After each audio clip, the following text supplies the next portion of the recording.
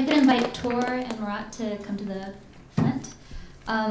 So something that has been interesting for me, at least, is that I've avoided pain for a long time, not because I have low pain tolerance, but because pain has always been hard to wrap my head around, which is one of the reasons why I decided to study numbness instead. And if you look at numbness, I mean, there's a long history to numbness, but it kind of collapses what counts as acute and chronic pain, because different treatments for pain tend to include both chronic and acute. And if you look at more recent histories of pain studies, a lot of it has actually been influenced by numbness, and in particular by acupuncture, which is a little bit unusual. But this is just to say that one of the goals of this panel, for me as a historian, for Federica, who's trained in law, is that the stakes are really different when we move across disciplines, and to have this conversation is an unusual one because we can talk about the essence of pain quite endlessly, and at the same time there are real costs to it. So with Murat's introduction of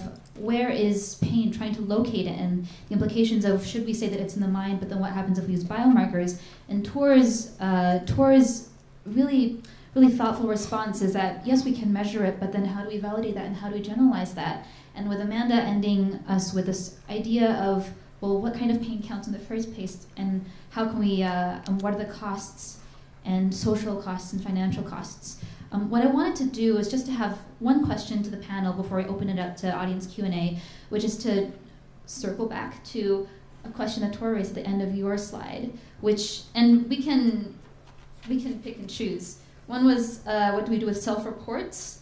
What do we do with unconscious pain? Can there be unconscious pain? And what happens if you can falsify where your pain is? So I mean, I'd like to just open this up to Murat and Amanda if you'd like to respond to Tor's very open question, and then we'll open up to the floor. Whoever, if more, you know, any one of these. As philosopher, I'm the expert on conscious state. I don't know the answer to that. But the ISP definition takes pain to be an experience, and the subjective experience, and I take it that they have in mind the standard conceptual experience, which is conscious state, conscious. So there are different conceptions of being a conscious state, so I'm not going to go into any of those, but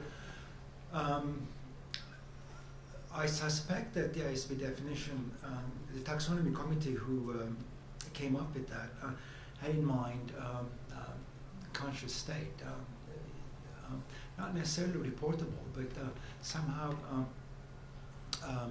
as far as it's an experience, mental occurrence, the assumption was that it's a conscious state. If it's not conscious, then my own opinion actually is it is possible to have unconscious pain, but to tell you how, that's a long story, so I don't want to go into that. But my suspicion is a lot of people in the field think that as far as there is pain, there's conscious state. So that's what I think with clinicians and pain scientists seem to be thinking of. What prompted you to ask that question? Well, okay. So it's really thinking about the difference between the subjective experience and what are the long-term consequences. So I feel like I started thinking about, well, okay, let's stop arguing about, you know, how do you study a subjective experience, a conscious experience? There is no direct readout of it. There never will be a direct readout of a mental state because it exists on a different level of analysis, essentially, I think.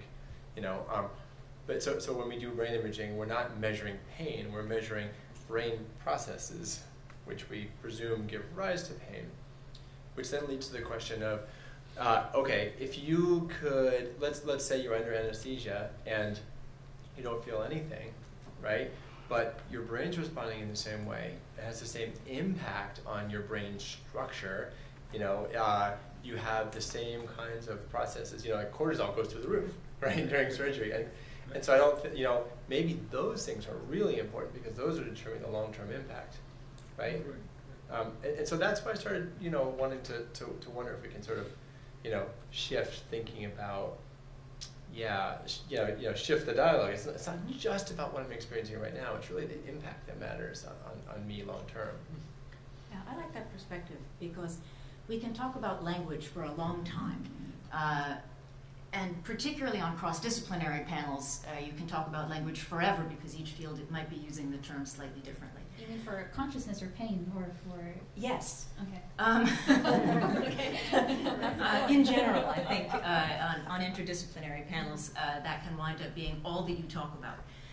And then by the time the conference is over, you've started to achieve some mutual understanding. But that if we are clinicians and lawyers and even philosophers, if we're thinking about what's the impact, what is the problem we're trying to solve, are we trying to help people be healthy and happy, then it all matters. And so if I have no conscious experience of the pain, but there's a nociceptive process that activates the same brain regions and neurotransmitters and stress hormones, then why should we be particularly concerned about the difference other than those dimensions of law where we're measuring suffering? Fetal anesthesia is a good example.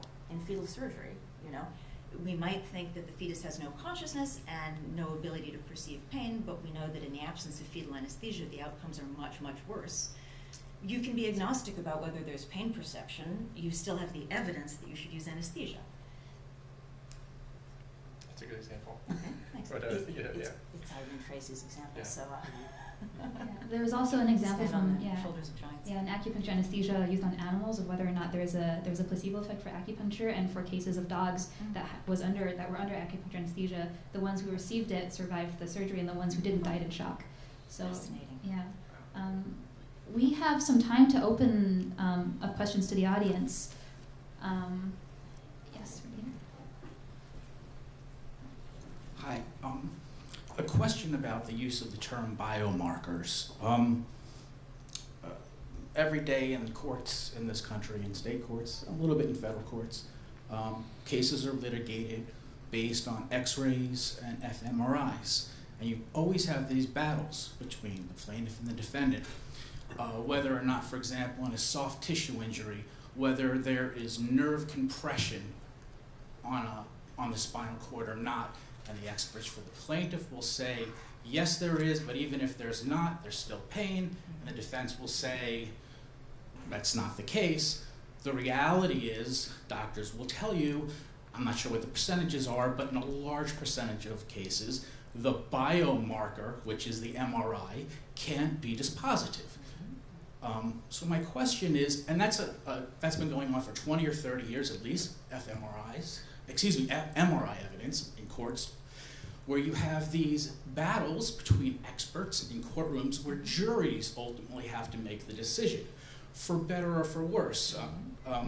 My question is, isn't it really dangerous to pretend that at this state within the state of neuroscience at this point can actually pretend to be close to coming up with a quote-unquote biomarker? Scientifically, it's an absolutely valid pursuit, but in terms of law and public perception, isn't it just really dangerous to do? I want to take your question apart into two components. The first being one that I might be reading into your question a little bit. One has to do with quality of evidence, the other has to do with use of evidence. So MRI for lower back pain, for example, is it's a standard way of assessing back pain, but it frequently tells us very little about why a person has back pain. We can see slip discs and a person can have no pain. We can have an apparently intact spine and a person can be in a great deal of pain. That doesn't make the MRI itself invalid. MRI is a very well validated technique. What is tricky is going from the picture to the inference about whether a person does or doesn't have pain, and then what to do about that person's pain. So brain imaging could get to the point, or functional imaging for pain could get to the point where it is quite robust as a technology, but may or may not be as helpful in each case as we like. I don't know. But I think to your more important point, what's happening in the circus of the courtroom? Is there any type of evidence that can beat the battle of the experts, or will it always just be blah, blah, blah, blah, blah? We are saved a little bit from the heart of the difficulty of your question by the fact that most cases settle. About north of 90% of civil cases settle. And in cases that settle, there is a more dispassionate analysis of the evidence by the medical experts and the attorneys than there is when you're making arguments to a jury, or even necessarily to a disability law judge. Because there are big repeat players on both sides, typically insurance companies. And the insurance companies are quite good at valuing cases. It's the unusual cases that fall outside of the ability to evaluate them very concretely, or that don't involve insurance companies as players, that tend to create the biggest disputes.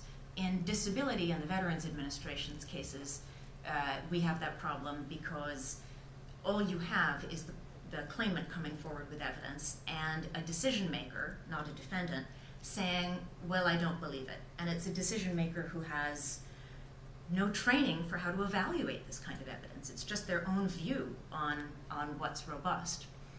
That said, there is a remarkable tendency for people to be persuaded by what they can see. Pain is so problematic in part because, as real as it is, it's essentially invisible. So showing flashy pictures is both dangerously powerful in misleading people, but it's also one of the only ways that it might be possible to communicate that there really is a there there. Can I say something about that too? Yeah, I mean, I think MRI is a biomarker. It's just a bad biomarker, and so it's dangerous to trust a bad biomarker too much, right? You know, it's dangerous to make decisions based, you know, when you're wrong. Anytime you're wrong, right? Especially if that decision is to get spinal surgery when you didn't need it and it might really cause you harm. It's also dangerous not to know anything. You know, so yeah, I agree. It's sort of dangerous to misuse and overtrust. I just think we need trust that's directly in proportion to the evidence, basically. And to be able to evaluate the evidence collectively, that we can look at somebody's extensive medical record or their very thin medical record, and the changes in their life history and their daily activities and all of these things cumulatively, instead of looking for the machine to give us a yes/no answer, but instead being an additive factor. Murat, do you have any thoughts? No, not really. It comes down to the reliability of the evidence, basically. I mean, I don't have any a priori things to say so far as we develop the science and with it the technology that comes to a point where you get fairly reliable evidence. That's fine. And in terms of using evidence, even very reliable evidence, there's all sorts of contextual factors. These are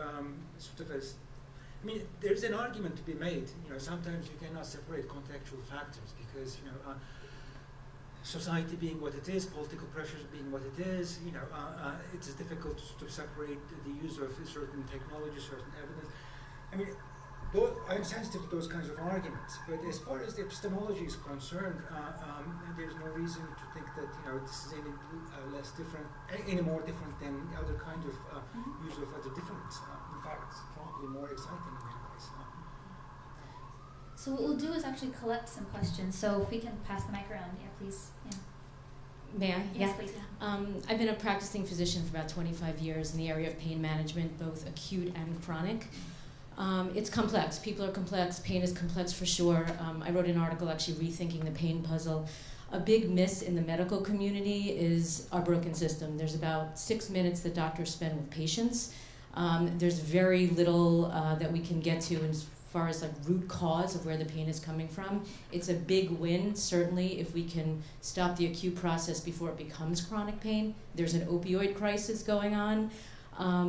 My approach, which is successful, I'm a pain management physician. I rarely prescribe medications or even order over-the-counter or recommend over-the-counter.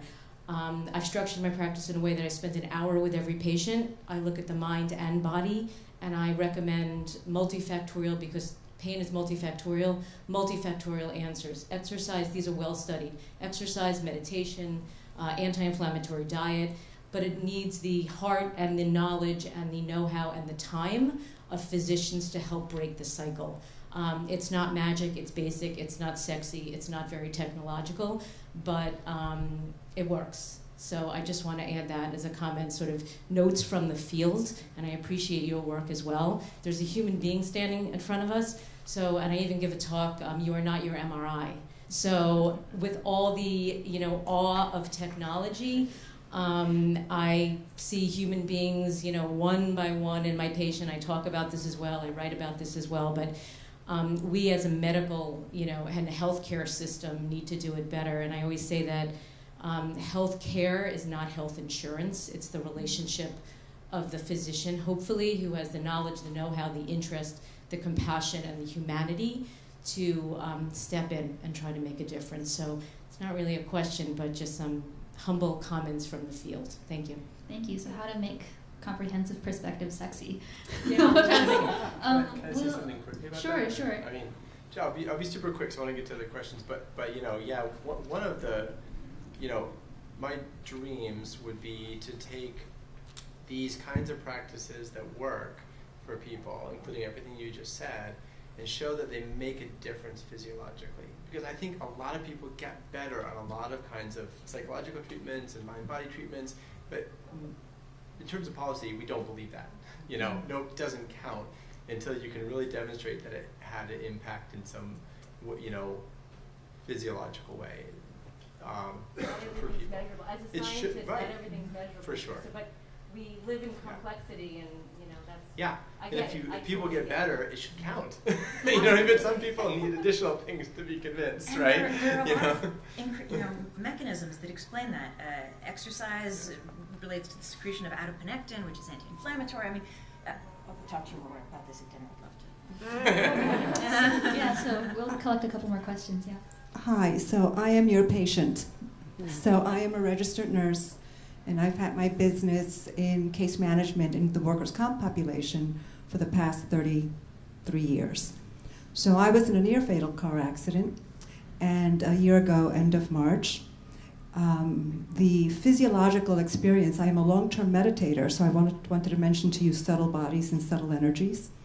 And so I was extremely aware of everything that was happening to me in such a way that if you go to an ER or you talk to an EMT person, the first thing they ask you is, what is your pain? And I'm saying, this is not about pain.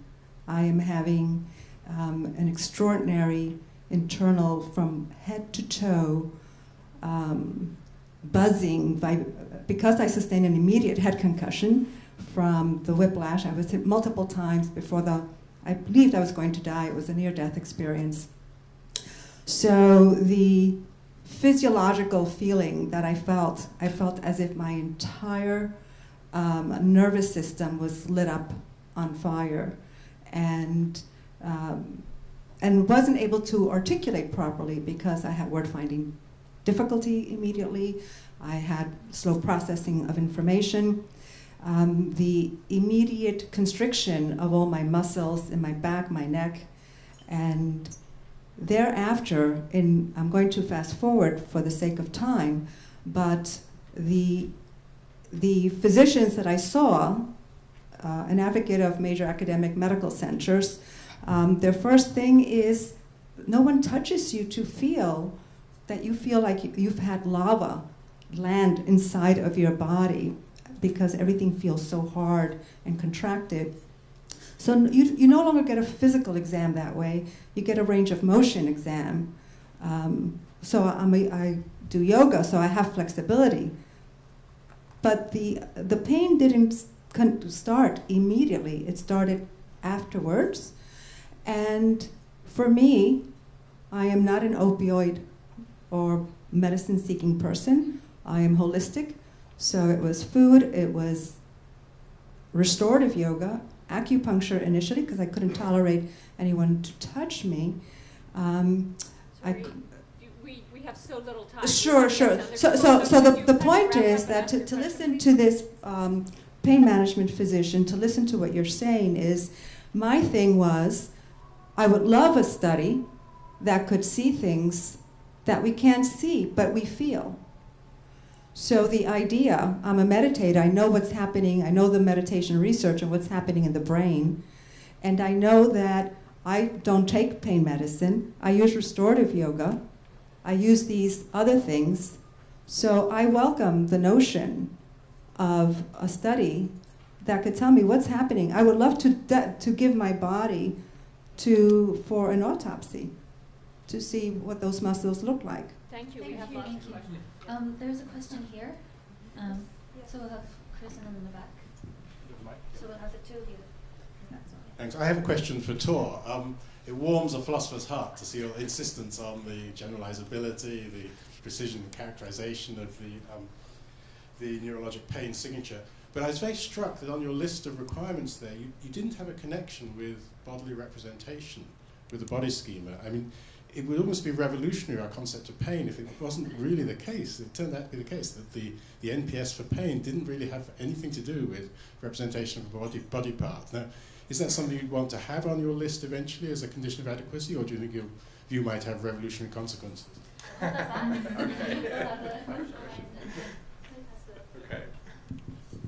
Hi, thank you. So as we learn more about our projection of our conscious experiences, we learn more and more just how constructed it is. But in the sense of our memories and in the sense of our vision, we could see that that's easily fooled, in a sense that if we kind of push that back to a conversation of pain, we don't generally see that as something we could be easily fooled by. We're either in pain or we're not. So I just want to know, how do we think about this in a framework that could distinguish a way that is, sorry, I'm having trouble finding the words for this, but a way that we could think about this in a way that it's very different from, say, memory or vision, in the way that this is an objective way we could see if someone is in pain or is not, and not as constructed as the way I'm describing. So in some ways, all three questions are about mapping feelings. Should we? I'm so sorry. We have. We'll have one more question, and then we'll. Yeah. Hello, thank you. So one thing that I'm really interested in something I haven't seen covered was that what is the point of pain or its purpose in the human body? And one might say it's avoidance. For a little background, I'm a martial artist and I've done that for several years, and I've also worked in tattoo shops, received tattoos, and I've been a chef for a long time, so I've dealt with a lot of noxious heat pain as well. And something that'd be very different from me and you is my feeling of pain. If you were to take a bamboo stick across my shins, elbows, and many parts of my body, I probably wouldn't feel much of it. And as time goes on, I feel certain acute pains in places that, say, are more bendable in my body because I do Brazilian Jiu-Jitsu. And so the question then becomes, and in the second gentleman's presentation, as other parts of the brain flare up while you're feeling pain, what that might indicate is that pain is actually used in order to find decision-making in accordance to what stimulus you just felt. If it's in the brain, that means that you can feel the pain in your hand, but the experience is actually being in your brain. If you don't have a hand, you still technically feel the pain there. So if my life becomes very idiosyncratic and different from yours, how will you ever be able to map out someone's pain if I don't feel many of the pains that you do, and vice versa? The young woman in the back row, she'd had her hand up for a long time, so perhaps we could give her a minute. We'll just have questions. Yeah. Oh.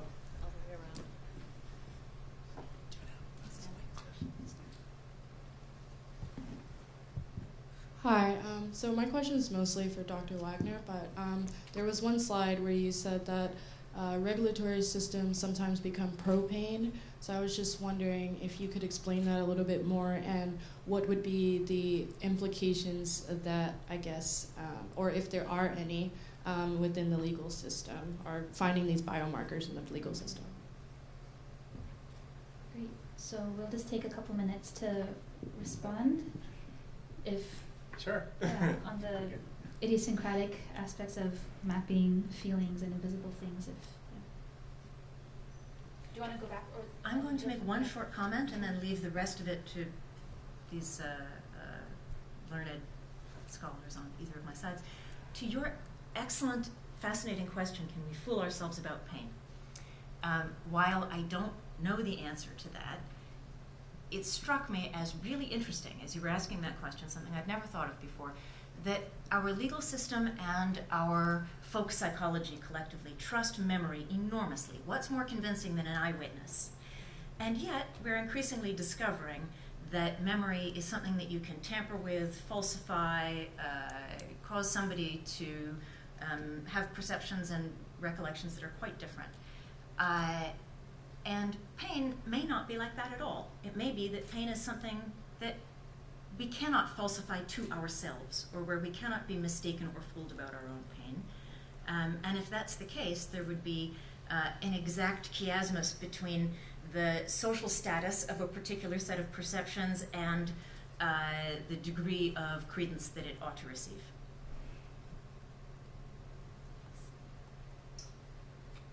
Okay. Sure, I have a few thoughts. It's challenging to try to respond to multiple questions at once, but I think that they kind of link together. So in terms of referral to the body, right? A couple interesting things that I've learned from neuroscience. One of them is that yes, we think about pain as referred to as one kind of the body, but you can also have chronic widespread pain, like over a lot of your body or all of your body, which is interesting. Or you can have pain that that you don't localize to your body at all, but it's a real that's a real question, like where's the dividing line when you call it pain or not?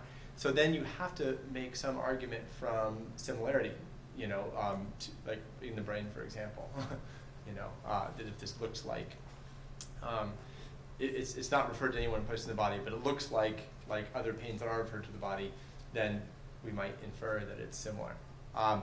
One of the things that can happen is pain can spread from body site to body site across hemispheres when it becomes widespread. And some recent work that I really like shows that in the intercingulate cortex, in the prefrontal cortex, you can sensitize across body sites. So pain can spread within the brain from one body site to the other, even though, like you were saying, it isn't in your hand, it's in your brain, right? So it spreads here. And part of the mechanism for doing that, and other recent work that shows up, is this idea of pain facilitation. So to elaborate on that for just a second, there's one of the great landmark findings over the last decade and a half has been this idea that there are places in the brainstem and the medulla that contain quote-unquote pain-on cells and pain-off cells. What that really means is they either inhibit or enhance nociception. After a nerve injury, partial nerve injury, Frank Pareca's group showed that there's a balance that shifts towards pro-pain, pain facilitation. And so, and opioids actually make it worse. So they actually can increase pain facilitation. So it's basically maintaining the pain on. When you block that effect in the brainstem, the pain behavior goes away in the animal. And more recently, people have started to trace the circuits. Jing Wang from NYU down the road here is really doing great work in this area. Trace circuits from the intercingulate cortex to parts of the somatosensory cortex that then project down to the brainstem and facilitate pain. So you can get all the way from the prefrontal cortex down to pain-on pathways that enhance pain in the signaling in the spinal cord. And one of the implications that I think we don't know about then is to what degree does this interact with your emotional state? Can it be psychogenic, which is something that you talked about? I don't know, but it's pretty likely, that a lot of fear, anxiety, distress, and negative beliefs about pain, that it really is really bad and should be avoided, right? So I think one of the functions of pain for many people is, yes, it's avoidance. I think that's why we evolved, you know, pain systems, presumably. You know, so then, you know, it really maybe does matter what your attitude is and your approach to that experience of pain and what it means for you. You know, there's a lot of answers. Murat, do you look like you're going to say something? Well, I'll follow up on Chris's question, actually. I take it that, Chris, your question was about whether in these fMRI signatures there are sort of regular patterns in somatosensory cortex where you have some kind of a representation of body map. Is that correct? And the answer, I take it, is no. Well, okay, so sorry, a lot of the stuff is maps, you know, to particular, like parts of the cortex have body maps, but other parts don't. They respond to broad, you know, cross-body sense. So a heat, laboratory heat pain can be caused in various different parts of the body, right? And in those cases, the signature cannot capture anything specific, of course, because it's all over the body. It's the same kind of pain, except its location is different. But what makes it the case that the signal is classified as pain? Is there anything specific to somatosensory map or any part of the brain that actually has a map-like structure yes. that refers it to the body parts? Sure. Yeah. I went over a lot of details quickly. So some of the parts. So the posterior insula and somatosensory cortex, they do have body maps. They're important for pain localization. Right. And they do respond in somewhat different locations for, like, we can tell, for example, with 90% accuracy whether it's on the leg or the hand. Right. So if we want to, we can distinguish body site, and yes, there's different when you get to the anterior cingulate and some other systems in the thalamus too, it's just less clear.